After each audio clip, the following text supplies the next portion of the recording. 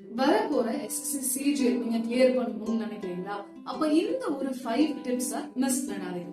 Number 1 அப்படின்றது பாத்தீங்கன்னா கன்சிஸ்டன்டான ஒரு ரொட்டீனை ஃபாலோ பண்ணுங்க. அவ்வளோ ஈஸி கிடையாது. ஈஸியா சொல்லிடலாம், பட் அவ்வளோ ஈஸி கிடையாது.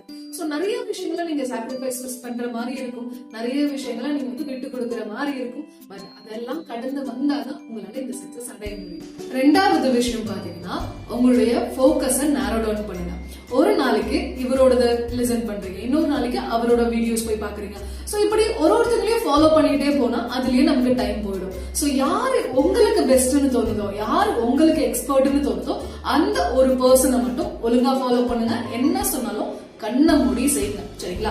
மூணாவது பாத்தீங்கன்னா right person at the right time அப்படின்னு சொல்லுவோம். அதாவது நம்மள சுத்தி இருக்கிறவங்க நம்மளுடைய ஃபியூச்சருக்கு அவங்க தடங்களா இருக்காங்களா அல்லது நம்மளுடைய ஃபியூச்சரை என்கரேஜ் பண்ற விதமா இருக்காங்களான்னு பாருங்க.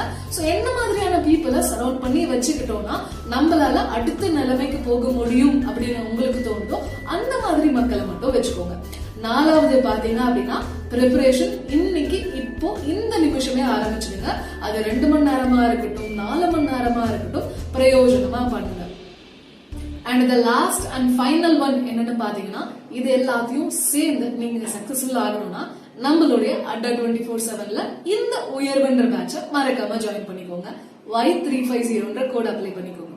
தேங்க்யூ.